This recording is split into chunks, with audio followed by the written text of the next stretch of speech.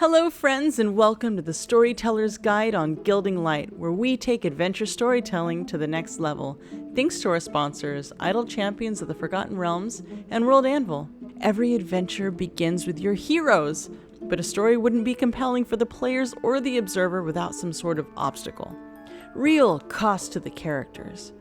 Today we're going to talk about telling meaningful stories by taking our episode 2 adventure and amping it up to show you how to create depth. I'm Satine Phoenix, your story guide for today's Storyteller's Guide episode called The Hero's Journey.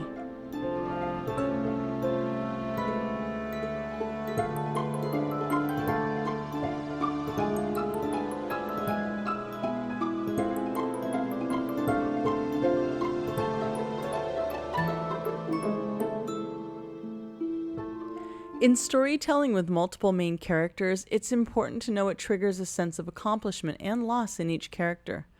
It's in the overcoming of obstacles that they grow and learn about themselves. This is storytelling! Think of the different stages of the journey. Threshold guardians, mini-bosses, a sense of being near success, failing, learning from defeat, then being clever or lucky to find a way to defeat the main boss. What are ways the characters can all experience these stages at the same time? How can you build a story that nurtures the hero in all of your players? One character's journey might not help another's personal journey, so it's important to hear from your players the background they've created for the character and discuss decisions with them. I often say the game master's most important skill is listening, and this is a fantastic time to practice this skill. Decisions made by your characters have to have weight to them. In Idle Champions, the NPC Azaka Stormfang sacrifices herself to save the party during the Tomb of Annihilation campaign, and later, another adventure gives players an opportunity to resurrect her as a playable champion. These decisions are heavy. There's a lot of discussion on the internet whether or not to include these in our fantasy adventures. But sacrifice and hardship is a big part of many mythologies and told in stories for millennia. If you want to tell a story that moves characters through an intense hero's journey, you must have the courage as a DM to go there with your players. And further, be there for your players when decisions start to bleed through into real-world emotions. You can follow the hero's journey template for softer games and more family-friendly games. It works. But today, we are talking about amplifying the adventure and thus amplifying the turmoils in the journey, whether it's a serious drama or even a comedy. Questionnaires. One of the ways you can do this in your game is to build a questionnaire and discuss the characters' bonds and failures. Find out how they previously lost a thing and the effect that had on them. Ask them what their goals are and what the cost of failing is if they don't attain the goals.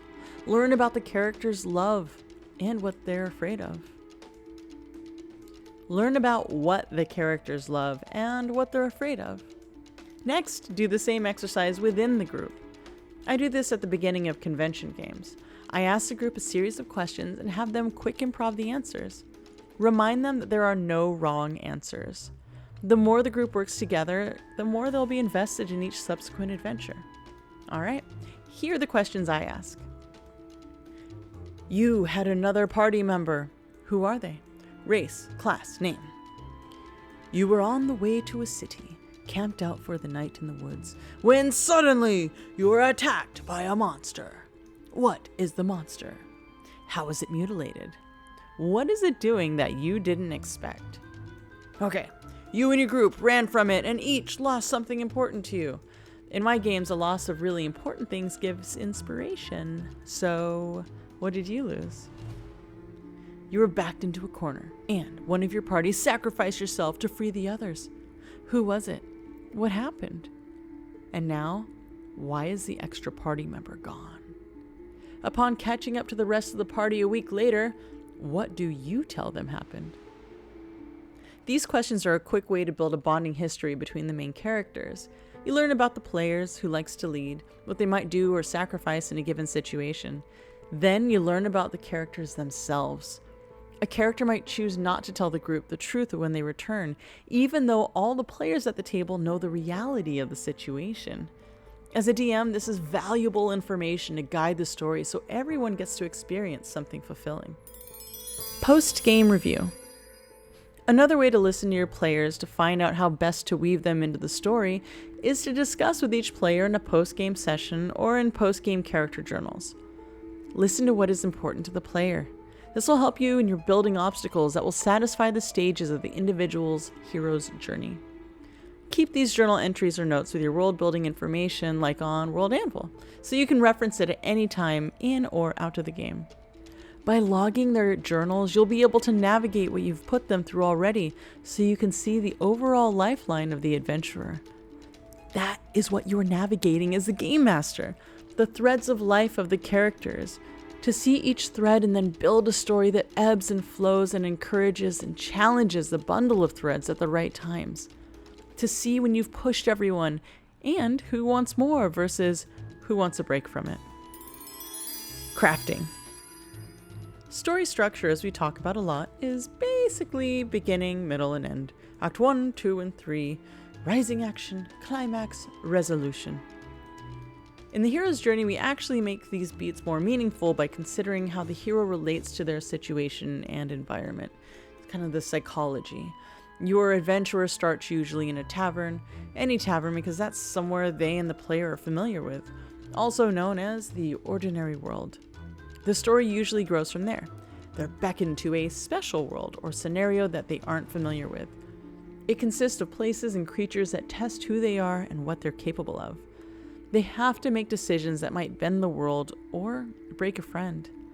They go through many trials and threshold guardians so intense, sometimes they want to give up.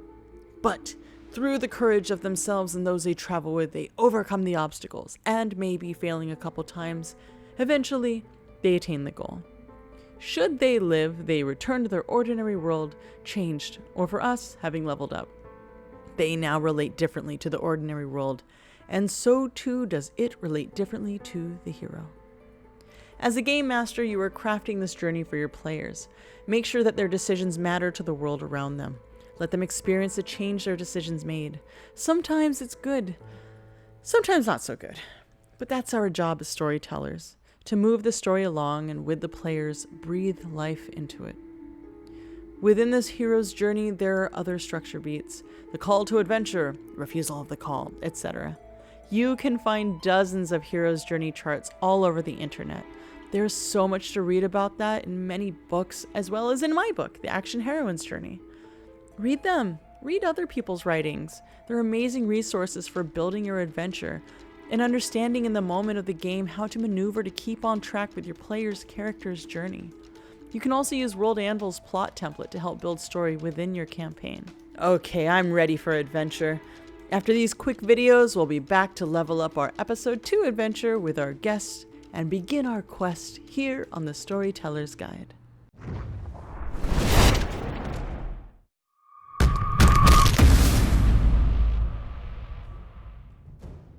Hi, I'm Benwin Bronzebottom, celebrity dwarf and video game enthusiast, and this is my sidekick, Crowy. Hello. We're here to tell you about Idle Champions of the Forgotten Realms, a Dungeons & Dragons-based strategy management game from Codename Entertainment. They're Canadian, so you know it's good. Let's talk about the game.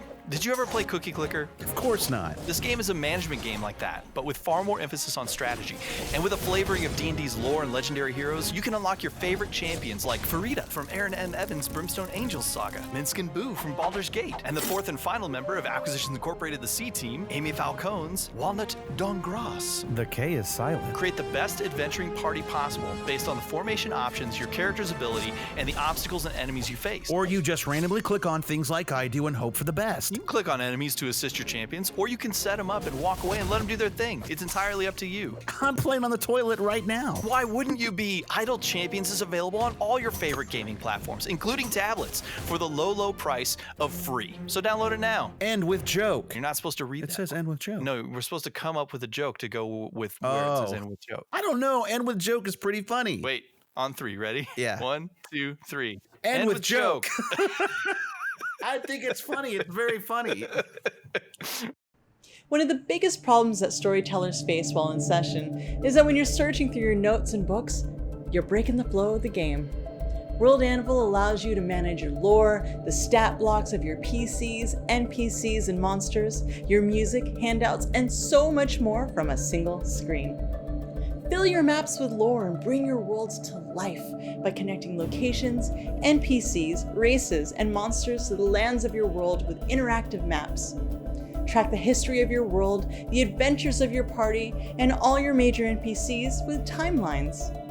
World Anvil is not just for D&D 5e, it supports any other game you want, since you can build stat blocks in any system you're running and play your campaign in it, as every proper homebrew tool should aim to do. Oh, and you can make your own system too. Create an account now at worldanvil.com and join the World Builders Guild. Use the code Storyteller for a whopping up to 30% off Master and Grandmaster memberships. That's worldanvil.com.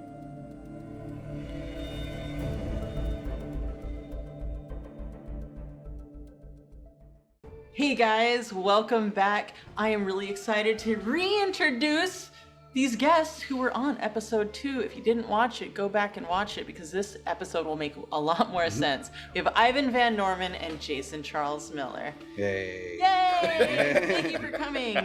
All right, so what we're gonna do here is we had a kind of a beginner's game, a beginner's way of creating an adventure. We're gonna step it up. It's now intermediate level. Okay. All right. We are going to take the same adventure that you did in episode 2 and kick it up a notch. Cool. Okay. Level it up.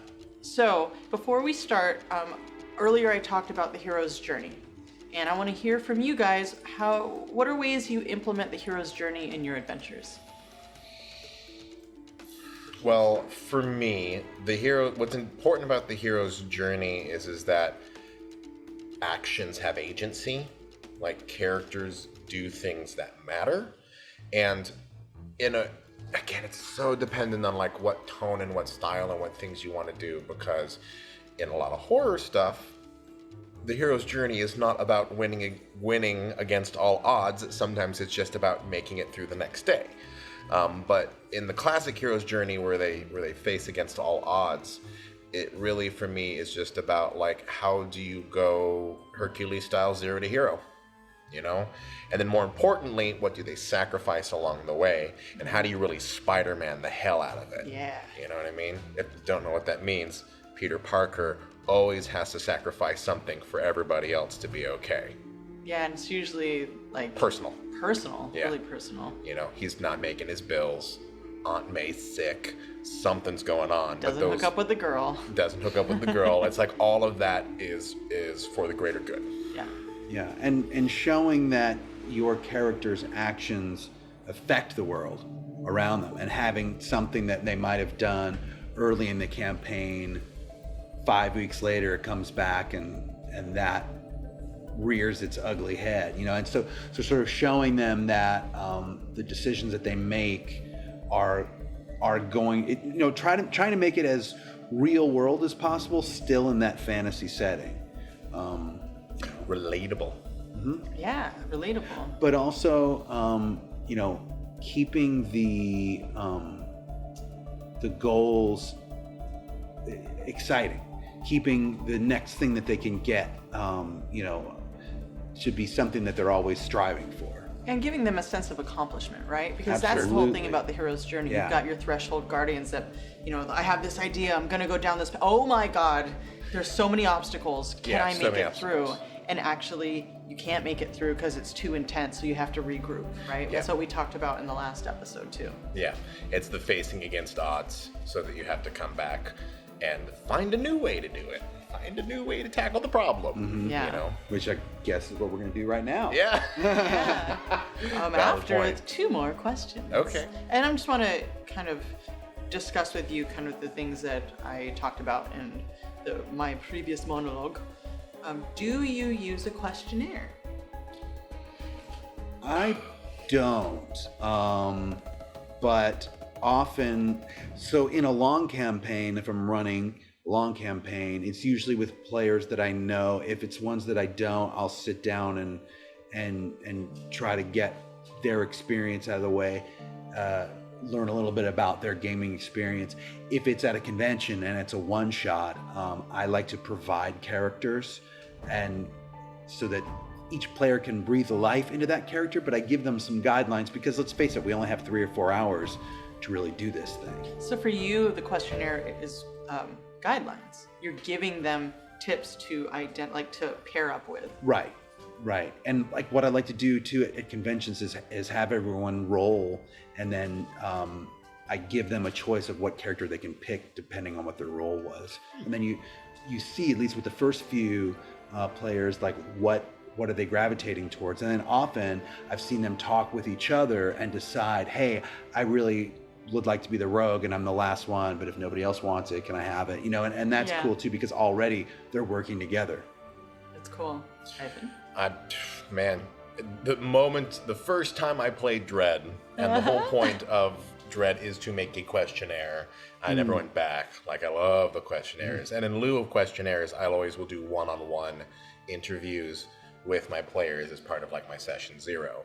And likewise, even in my campaigns, I will spend 1 solid hour, especially when I'm doing Outbreak, I will spend 1 hour of my 3 to go and shotgun them through character creation, put what I call ties, like find their ties, whatever they are, and then do the kind of questionnaire that you were talking about beforehand. It's like, here are some questions about what got you here, tell me how they happened.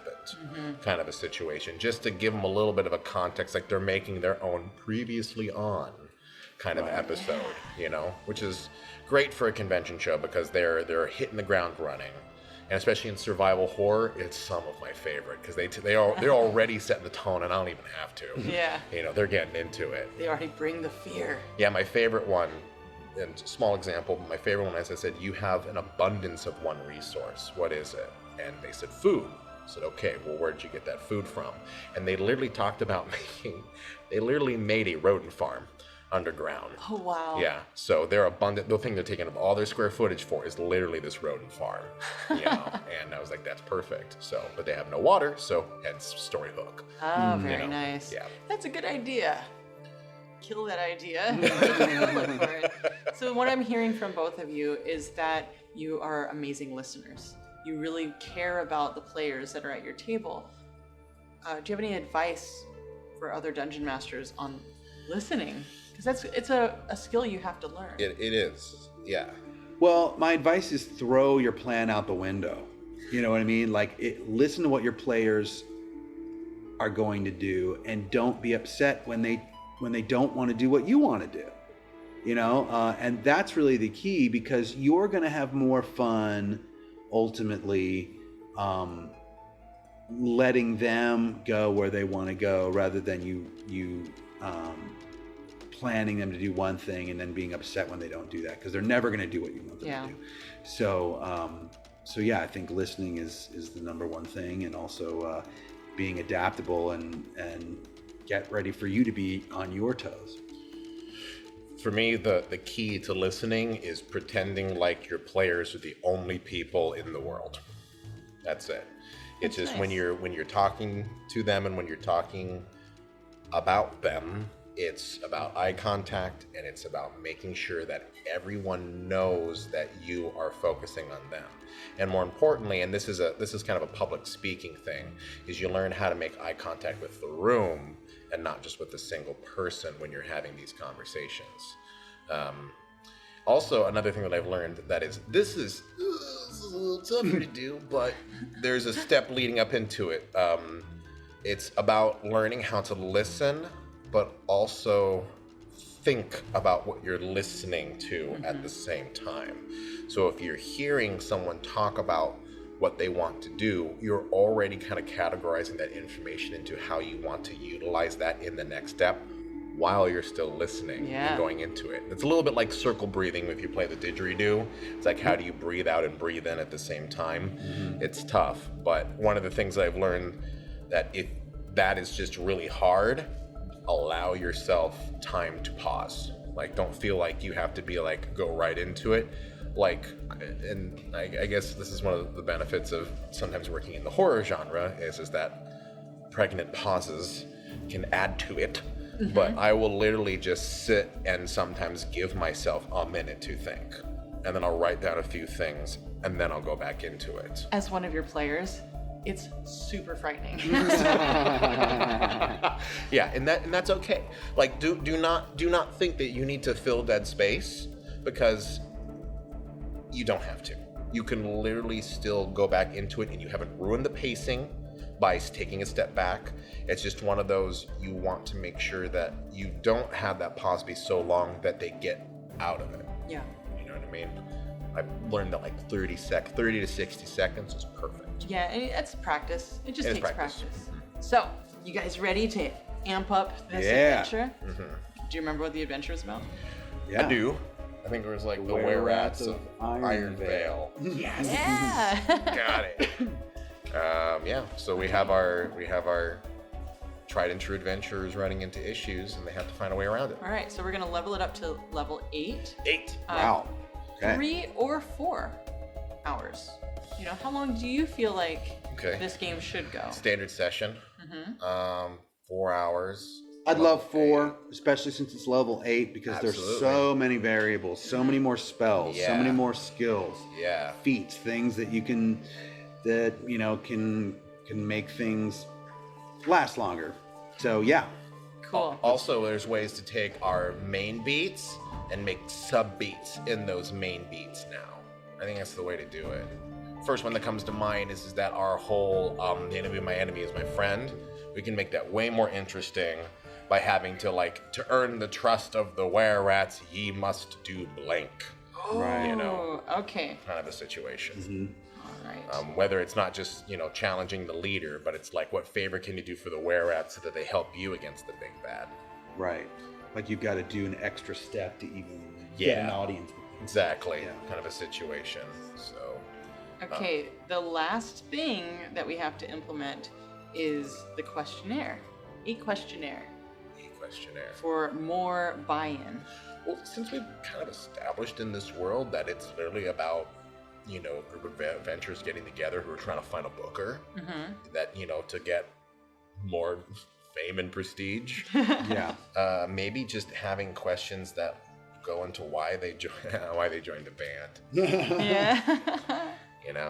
I can't believe anything of that. Yeah, it's stupid. So why are they in the group? Like how did they all get into each other? And one of the, I think, questionnaires about, especially adventuring parties go, it's like, who saved your life and what did they sacrifice to save your life? And since it's a level 8 adventure now, are these the group of people you've been with since the beginning?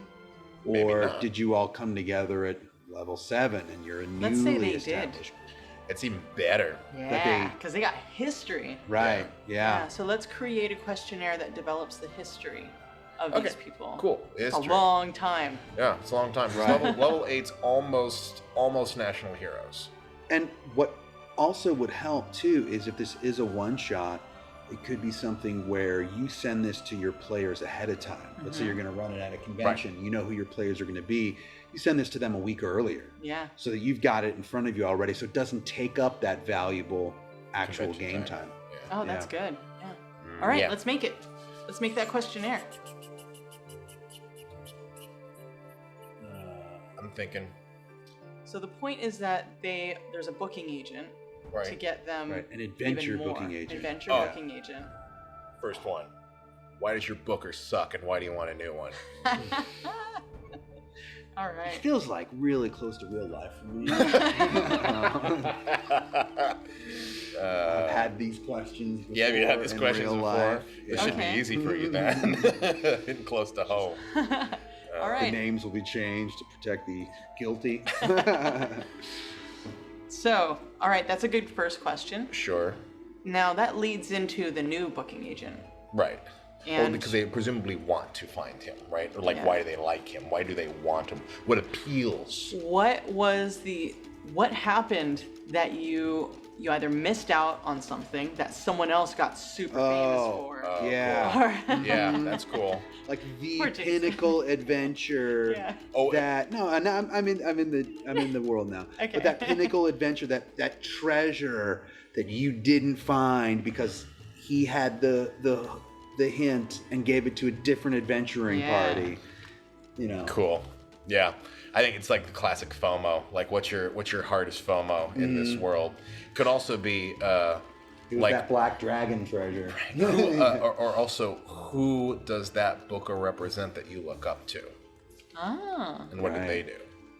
You know. Now, granted, this kind of sounds like a group questionnaire, just as much as it is like an individual character questionnaire. I'm kind of into that. Instead of having it be like individual characters talking about their ties, it's like now it's about the adventuring party and like what about their career. It is at level 8. It's a career. Yeah, you know, what is it? sure What it is is. it that they're trying to do? And so if you get into that, then you go into like, now my brain's going into like, okay, business questionnaire time. Like, what are your goals? As a level right. 8 adventuring group, what makes you better than other adventurers, but not as good as the ones you want to be? What's like? your motto? Like, what is your band culture? What's your what? What's your band culture? Right. And Right. if you had history from the beginning, maybe none of you started as adventurers. And like there was one thing in the beginning, one problem that needed to be solved that then sparked the adventure Yeah. within you. Yeah, that's great. Then you can get into like, so who's the youngest member of the group, and why is that? Why haven't they proved themselves yet, or what's the gap between them? That's the thing. Likewise, who's the oldest member of the group, and how have they proved themselves to the group in general? It's like you can do those group dynamics. Situation doesn't have to relate to class or that's nice. position or anything like that. It's just about like who's the authority versus who's the new kid. Yeah, and it really establishes that like everybody is involved with one another. Yeah. And that not one class is better than another. Right. Right. And it shows value, and it allows the players to say they're valuable to me because of this, and that's how you create history. Right. What are the rules of the group? Yeah. Is there rules like no relationships, no abundant drinking, no guests past 8 p.m. Like Yeah, 'cause that you gotta kind get of- up early and go for a. Yeah, you can't Dungeon go crawl. and raid were rats at 6 a.m. if you've been out drinking all night. Yeah, that's really a thing. That's really a thing. Yeah. No, there's some truth to it. So these are cool. Yeah, I'm really happy with these. So we've got a good questionnaire to loop people in. Thank you for those. Now let's level up the Act 1. Okay. So, the exciting incident, the mayor, the alphas hunting the were-rats. Yeah, But were-rats. what makes it extra? For level 8, because those were good for level 3. Yeah. So level 8 stakes have to be higher. I mean, is maybe okay, the were-rats are the same, but maybe now the big bad is not a were-rat, it's something way bigger. It's something. Yeah, that makes sense. So, it's not just a lumbering beast that the were-rats are scared of. It's now like, yeah, it's got to be something sentient, and it's got to be nasty. Actually, this, it might be good. We might be able to put some more political intrigue in this. Maybe. Okay, tell me if this is stupid or not. Maybe it's still a big bad, but it's undead. They don't know it's undead until they confront it. The heroes don't know. The heroes don't know it's Yeah. undead until they confront it. Once they find out it's undead, they find out that someone's Puppeteering it. puppeteering Okay. it, and it's in the town. Yeah. Okay. So now there's a huge. Although I do have this vision now of a were-rat lich. I know that's like level 17, but Not bad though. maybe then. Not bad. Maybe then. Yeah. but maybe it's just something as simple as a necromancer who is using the chaos of the situation in order to get advantage for their other nefarious plot. So does that turn this into a 4-act? Yeah, no, it literally turns it into, because it's funny, it's like literally it's a red herring turned into a twist that then leads to the final confrontation. Yeah. Basically 1 hour per act. Yeah, that's pretty good. That is good. Super good.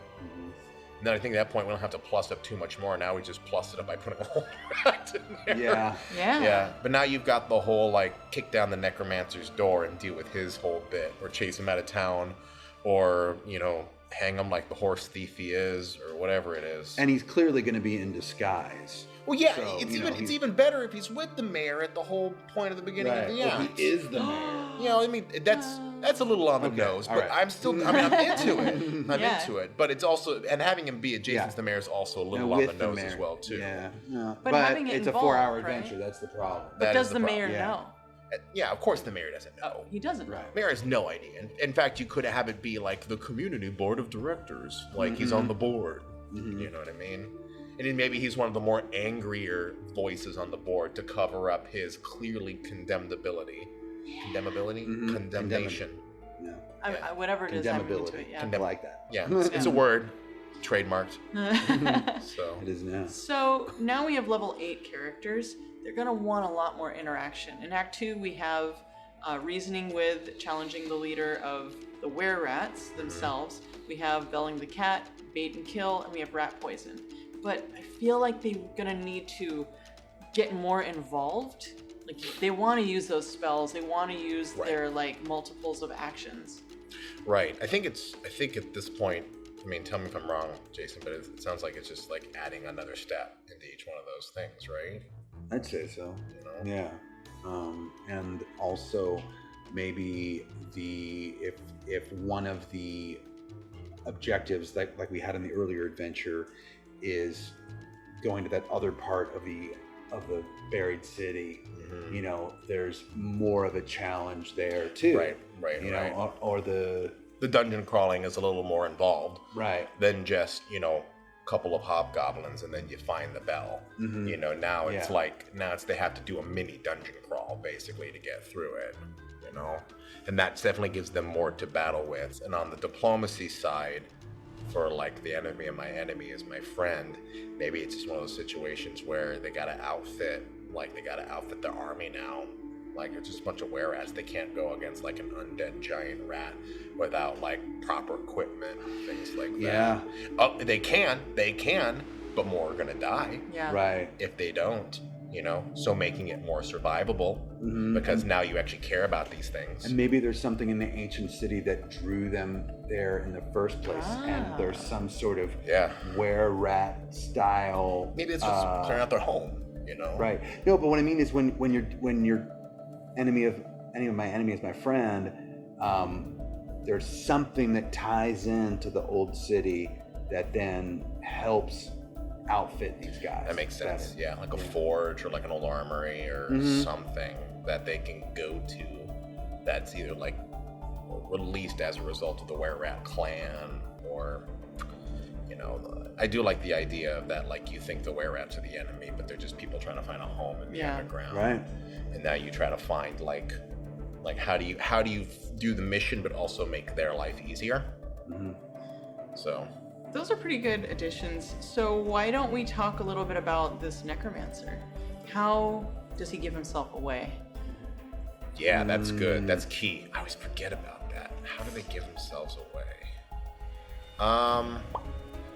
The board member. The board member. Right. And we probably have to have several different ways that they give themselves away depending on what choice the players Well, picked. actually, in theory, the choice that they all pick all lead to the death of the big bad, right? Right. So as Yeah, long as sure. we tie to whatever the clue is to the big bad, then it, you know, it should go back to them really quickly. Whether it's like an artist always signs his work kind of a like, situation. It's that weird serial killer thing where Yeah. they always leave something as like their trademark.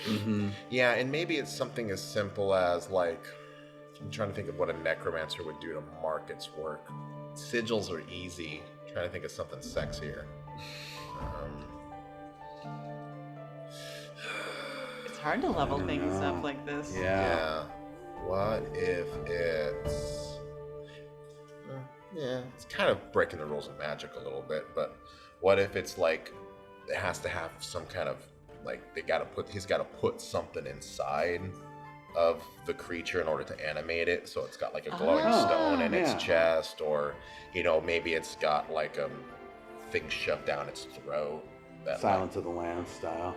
I actually like that a lot. Yeah. Yeah. Yeah. And then whatever is shoved down the throat, then ties directly to the point. yeah. Yeah. Yeah. whether it's like he like literally shows off his collection of these stones because he's so arrogant about it and thinks they're beautiful. Or he's like got rings. he's got rings. Something decadent that that relate. Like it's like a big black pearl that's like this, and he's got like, you know, 2 of them laid out on his hand or something like that. They have to sign a contract in order to get this job, right? Okay. And so maybe the pen itself has this big emblem on it. That he's like, sure, you know, here's the paper. And you're that's the thing. agreeing to do this. And the best part is that the contract that they're signing is from the mayor.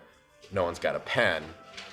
He pulls out the pen, you know. Yeah. But for him, it's unconscious. It's just give him the pen to sign. And they, probably stole the pen.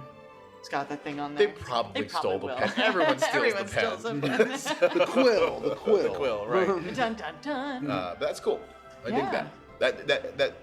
That does kind of depend on the players taking that interesting hook from all the way in Act 1 and tying it into whatever is on the corpse of the giant thing in the bottom. So you may have to have a plan B or plan C if they don't get it. Right, because as the DM, you don't want to overplay your hand and be like, and he pulls out this pen with it. You know, you don't want to make it so obvious. Right. So you sort of have to say it casually and hope that one of them picks it up. So maybe that's a thing that the entire council has. They all have some Each one has a unique pen. Yeah, or they have a unique like a necklace or whatever. The Symbols are a great way to tie point A to point B. That's what the whole point is. And I was also thinking originally that there might be a scene in which, like, you know, say the mayor's like, you know, Dr. Richardson will outfit you with all of the materials you need. Go and see him before you go out on your quest. And when you go to Dr. Richardson's office, he's the one who has all the eclectic eccentricities that you then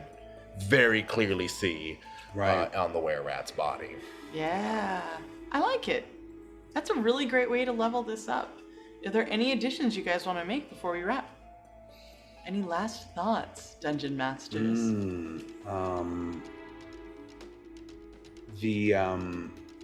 The time limit is key. I think again that the booker's coming in a certain, and you have to get it done in a certain amount of time. But I think that regardless, you still have some level of reward, even if they don't get it done in the amount of time. That no matter what, the players are going to come away with a satisfying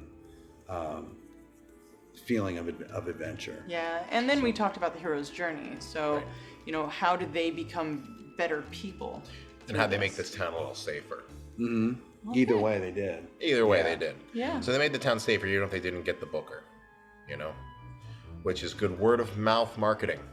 Everything works out.